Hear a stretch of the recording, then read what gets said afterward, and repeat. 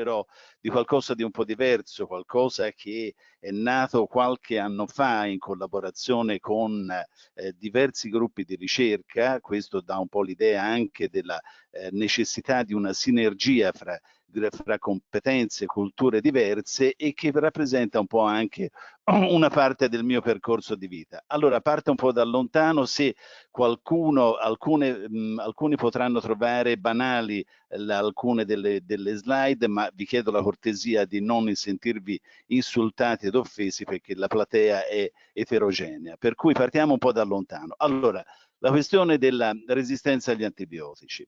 Allora, immaginiamo di avere una popolazione microbica di un batterio, patogeno o meno, e di volerla trattare con un antibiotico, ad esempio questo, una rifampicina. Ciò che ragionevolmente uno si potrebbe aspettare o ci si poteva aspettare molti anni fa era il fatto che questo antibiotico potesse distruggere completamente la popolazione microbica e rimanesse quindi soltanto l'antibiotico. La realtà non è così, non è mai così.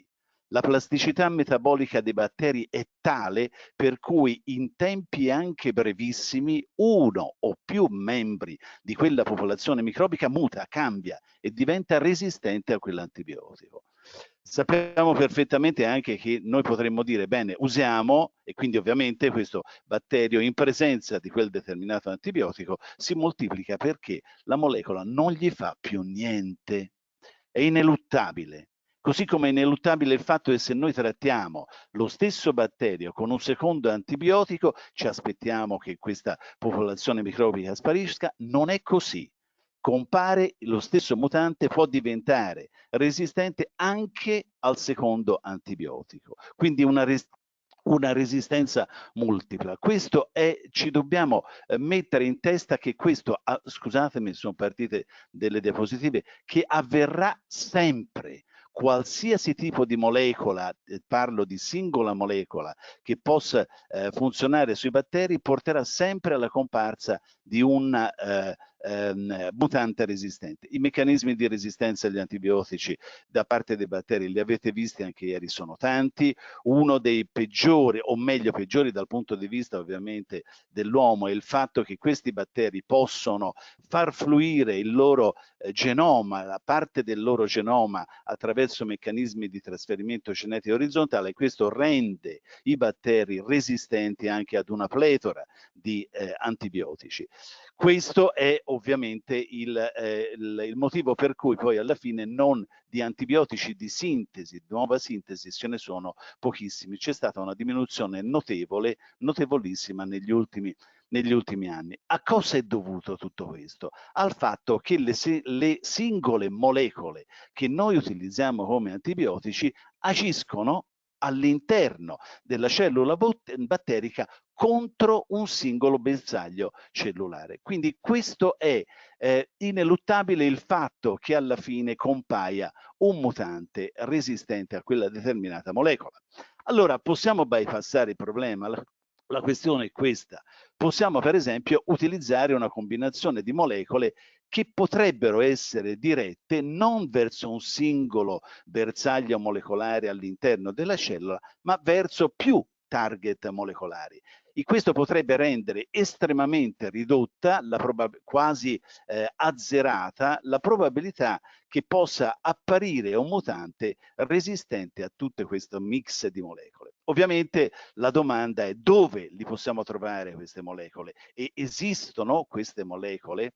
Diciamo, le fonti tradizionali di antibiotici, lo sapete perfettamente, sono i batteri, funghi terrestri, le piante, ma ci sono anche delle nuove fonti possibili. Ad esempio c'è un forte interesse verso l'ambiente marino per i batteri che sono presenti in ambiente marino e particolarmente anche in modo particolare in ambienti estremi. Tuttavia, dal mio punto di vista e dal punto di vista anche di molti altri, queste combinazioni potrebbero esistere, esistono anche, cioè sono gli oli essenziali che derivano dalle piante medicinali.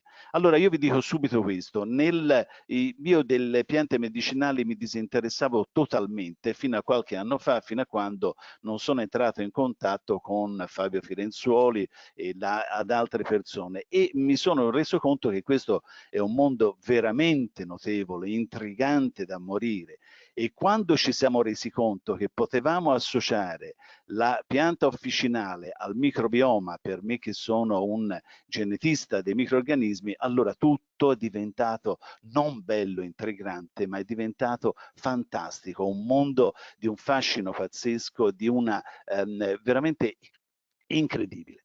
Allora, perché lavorare sulle piante medicinali? Perché loro sintetizzano una pletora, un insieme di molecole bioattive, ce ne sono tantissime, come voi vedete più o meno sono conosciuti 3000 oli essenziali, non so se poi il numero è aumentato, e questi oli essenziali sono delle miscele liquide, lo sappiamo tutti, lo sapete anche meglio di me, che costituite da composti volatili, metaboliti secondari, attenzione, biosintetizzati dalla pianta, ma dobbiamo capire bene che cosa indichiamo con il termine pianta. Questi oli essenziali hanno attività antimicrobiche, antivirali, alcuni antiparassitari e via discorrendo. Lo sapete perfettamente. Allora, noi abbiamo cominciato tanti anni fa a lavorare contro i batteri, diciamo con i batteri, con gli oli essenziali, per vedere se erano capaci di bloccare la crescita e di uccidere i batteri del genere Burkholderia, che sono dei batteri multiresistenti, sono diciamo patogeni opportunisti che attaccano i pazienti immunocompromessi e in particolare quelli affetti dalla fibrosi cistica. Sapete cos'è la malattia? Genera a causa di una mutazione nel gene della proteina CFTR, c'è un accumulo, un addensamento del muco che rende fertile il terreno per la riproduzione dei microrganismi patogeni e impossibile il trattamento con gli antibiotici, perché gli antibiotici dentro il muco non riescono a entrare. Abbiamo cominciato a guardare se attraverso i test ovviamente degli aloni di inibizione, e la cosa ci ha veramente stupito. Guardate quello che succede mettendo in questo dischetto un olio essenziale, diversi oli essenziali, e vedete quanto è grande l'alone di inibizione dei batteri di genere Burkholderia. In alcuni casi, come in questo, vedete un'assenza totale di crescita del batterio. La cosa che più ci ha stupito è che nelle centinaia di esperimenti che abbiamo fatti, mai abbiamo trovato un mutante resistente ad uno qualsiasi di questi oli essenziali, e poi vedremo perché. Ovviamente questi oli essenziali non sono capaci di inibire soltanto la crescita di Burkholderia, ma l'abbiamo testata anche su patogeni più pesanti, Klebsiella, Staphylococcus, Acinetobacter, ovviamente sempre in collaborazione con tutta una serie di altri gruppi. Allora, dove sono localizzati gli oli essenziali? Sono localizzati in diverse parti a seconda della pianta che noi prendiamo in considerazione, e hanno una funzione anche diversa. Non ve le sto a elencare, tanto poi la presentazione la potrete vedere e la potrete scaricare. E ovviamente hanno una composizione chimica estremamente complessa. La cosa importante è questa, è che cambia anche la composizione dell'olio essenziale prodotto da una stessa pianta a seconda di dove viene coltivato. Prima pensavamo che questo fosse legato essenzialmente al terreno in cui era coltivata la pianta. Ora vedremo che forse c'è un altro parametro da prendere in considerazione. Come vedete, questo è un esempio della composizione di un olio essenziale. Si forma un fitocomplesso, e questo fitocomplesso noi li abbiamo testati contro la Burkholderia, vedendo che uno ha un effetto battericida e non batteriostatico, che l'effetto battericida, lo sappiamo, diciamo, è dovuto all'intero complesso e non ai singoli componenti. Non ci sono mutanti resistenti agli oli essenziali, e ci sono target cellulari multipli, alcuni dei quali sono totalmente sconosciuti. Allora, questo che cosa significa? Significa che gli oli essenziali potrebbero rappresentare davvero un mezzo nuovo e potente per combattere le infezioni. Perché questo? Perché colpiscono simultaneamente all'interno della cellula non un singolo diciamo bersaglio molecolare, ma ne colpiscono tanti, e conseguentemente la probabilità che compaia un mutante resistente è praticamente azzerata. Ora, la domanda che uno si può porre è: chi è responsabile della sintesi delle molecole che sono presenti negli oli essenziali quando le estraiamo dalla pianta? Perché dobbiamo partire da un presupposto, che gli organismi eucariotici, noi compresi, non siamo fatti soltanto da cellule umane o da cellule vegetali, ma siamo fatti da cellule nostre eucariotiche e da quello che ormai sappiamo essere il microbioma. Sappiamo perfettamente che noi dentro di noi ci stanno 100.000 miliardi di batteri, 10 volte di più del numero delle nostre cellule, ma ciò che fa paura, fa impressione, è il fatto che il numero di geni batterici dentro il nostro intestino non è 30.000 come i geni umani, non è 300.000, ma sono 3 milioni di geni. Cioè una plasticità e una capacità metabolica che per noi è assolutamente ignota. E noi non sappiamo quanti batteri stanno dentro le piante e non sappiamo neanche al momento quanti geni batterici sono presenti all'interno della pianta.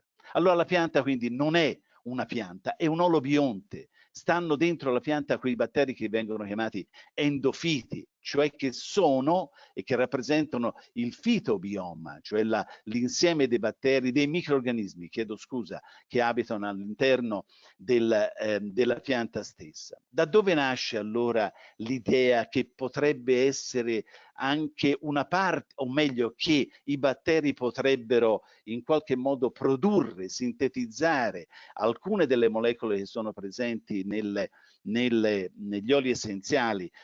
Nasce da un viaggio fatto in Amazzonia per altri motivi, e abbiamo visto, questo viaggio ovviamente l'avevamo fatto per andare a accendere la lampadina in Amazzonia con i batteri elettrici, ma nel momento in cui siamo entrati in Amazzonia abbiamo visto anche questa pianta che se viene toccata con il machete stilla, ci sono delle stille rosse che sono quelle che sono sangue del drago. Mentre facevamo queste foto, io e il mio collega abbiamo detto: ma è possibile che tutte queste sostanze siano prodotte solo ed esclusivamente dalla pianta? Non può essere che i miliardi di batteri che convivono con la pianta non possano influenzare il metabolismo della stessa, oppure produrre essi stessi una parte di queste molecole. E allora questo ci ha reso, pensandoci bene, quando noi prepariamo un olio essenziale, chiedo scusa, quello che viene cotto, diciamo così, è vero che è la pianta, ma dentro la pianta ci sono i batteri.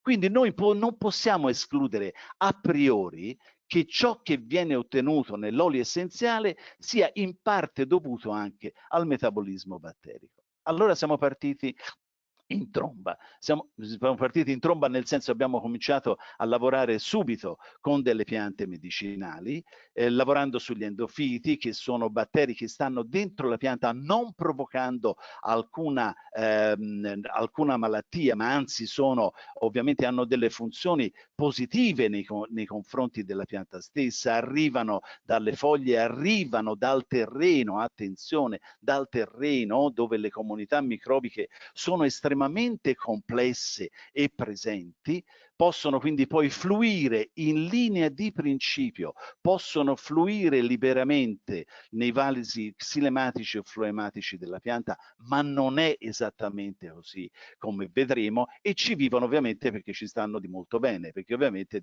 dentro la pianta trovano un sacco di cose da mangiare.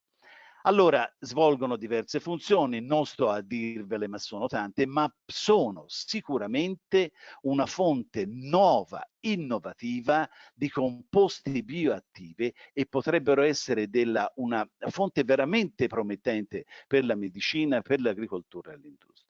Quindi la questione l'abbiamo cominciata ad attaccare, abbiamo cominciato a lavorare in collaborazione con il Giardino delle Erbe a Casola Valsenio, dove abbiamo campionato diverse piante. Abbiamo cominciato con la lavandula officinalis come sistema modello, abbiamo cominciato a studiare i batteri che stavano dentro, ci siamo trovati davanti a un mondo straordinario, Ci aspettavamo che i batteri isolati dalla radice, dal fusto, dalle foglie, fossero più o meno gli stessi, perché potevano fluire in linea di principio lungo tutta la pianta. La realtà è totalmente diversa.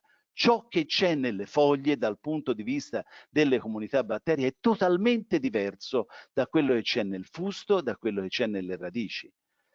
E questo qual è? Per quale motivo? Vedete, questi sono grafici a torta che vi dicono chiaramente come sono totalmente diverse le comunità microbiche. È un caso quello della vandola o è una regola generale? Non è un caso. Abbiamo guardato l'origano e abbiamo visto che anche in questo caso le comunità microbiche sono totalmente diverse. L'abbiamo guardato anche nell'Echinacea purpurea, l'Echinacea angustifolia, e abbiamo trovato esattamente la stessa cosa. Allora non può essere più un caso, è una regola generale. Questo significa che dentro la pianta esistono delle forze che fanno sì che i batteri che stanno nella radice non possano arrivare nelle foglie, ad esempio, o nei fiori, ad esempio, dove vengono prodotte certe sostanze, per esempio gli oli essenziali. Allora, queste forze che cosa sono? Siamo andati a guardarle, abbiamo fatto dei test di antagonismo tramite il cross streaking che voi conoscete sicuramente bene, e quello che abbiamo visto è che in realtà c'è una forza che è l'antagonismo fra batteri tramite probabilmente la produzione di certe molecole che fa sì che i batteri che stanno in un compartimento non possano andare da un'altra parte. Pazzesco, se uno ci pensa è veramente pazzesco, ma non è solo questo. I batteri che stanno in certi compartimenti, per esempio quelli dove vengono prodotti gli oli essenziali, sono anche più resistenti agli antibiotici. Allora ci sono due forze almeno che rendono queste comunità microbiche così diverse: l'antagonismo e la resistenza agli antibiotici. Dice, e allora che cosa ci può interessare? No, ci interessa. E come ci interessa? Perché quegli stessi batteri endofiti che stanno dentro la pianta sono capaci di inibire gli stessi patogeni opportunisti che sono diciamo, inibiti dagli oli essenziali che sono estratti dalla stessa pianta. Quindi comincia a intravedersi un link tra oli essenziali, molecole bioattive e batteri che stanno dentro. Quindi non possiamo davvero escludere la possibilità che alcune di queste molecole bioattive possano essere sintetizzate dai batteri stessi. Lo possiamo testare? Spettacolare. Questo è stato, secondo me, uno degli esperimenti più belli che abbiamo messo su. L'unico modo per poter testare questa ipotesi è prendere una pianta medicinale, isolarne i batteri e dalla stessa pianta fare l'olio essenziale, e dopodiché fare delle coltivazioni in vitro con questa pianta, dargli gli stessi batteri da chi li abbiamo, da cui li abbiamo, dalla quale li abbiamo isolati, e andare a vedere se questi batteri permettono la sintesi delle stesse molecole che erano presenti negli oli essenziali, e allo stesso tempo andare a vedere se i batteri isolati producono dei VOX, dei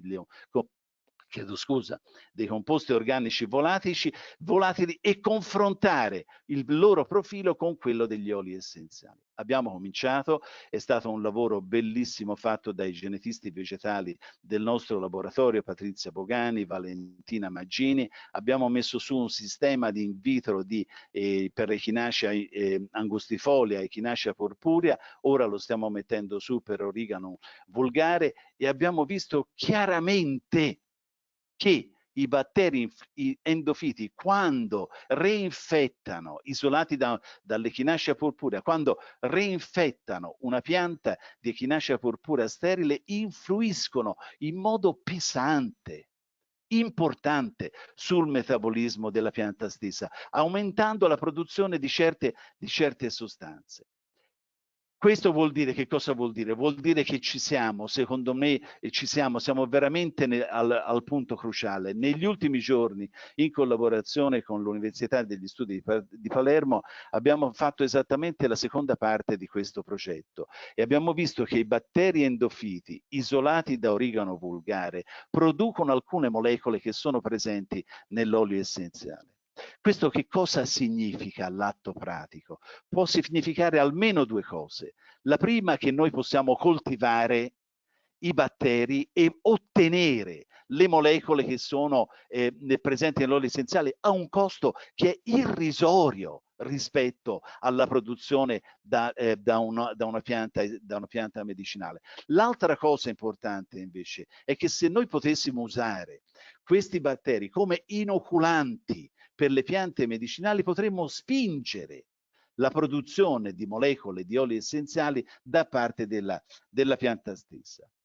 Allora, l'ultima frontiera era questa, un'altra idea che è venuta a tutti noi pensando insieme. Quando si pensa insieme si va sempre molto lontano, quando rimaniamo nelle nostre nicchie invece si va poco, si rimane troppo vicini. È possibile che i batteri endofiti possano stare dentro la pianta, dentro i semi? E questo è stato uno spettacolo. Io credo questa sia una delle immagini più belle che io abbia mai vista. Sembra un quadro. Questi sono semi di echinacea esterni, in cui vedete tramite microscopia confocale queste macchie verdi che sono delle alghe unicellulari e quelle macchioline rosse che sono dei batteri che sono adesi alla superficie. Allora dice, beh, è ovvio, ci sono, no, niente. No, no. Siamo andati a vedere dentro il seme. E quando siamo andati a vedere dentro il seme, guardate questa parte inferiore, dentro il seme ci sono ancora queste macchie rosse, questi puntini rossi. Sono dei batteri, sono i batteri che stanno lì e che probabilmente che cosa fanno? Probabilmente possono indurre la germinazione del seme o sintetizzare alcune delle molecole bioattive. È questa la direzione in cui stiamo andando. Che cosa significa questo? Qual è il messaggio che ci arriva da questi esperimenti e da questo mondo che secondo me è veramente straordinario e fantastico? Il mondo microbico rappresenta un tesoro metabolico, veramente un mondo invisibile, ma rappresenta un tesoro metabolico ed è un oceano infinito, ripeto, infinito. Non possiamo escludere che ci siano decine di milioni di geni batterici dentro la pianta che possano produrre poi alla fine delle molecole bioattive che possono essere utilizzate da un punto di vista medico, industriale o anche per altre applicazioni. Grazie a tutti per la vostra attenzione.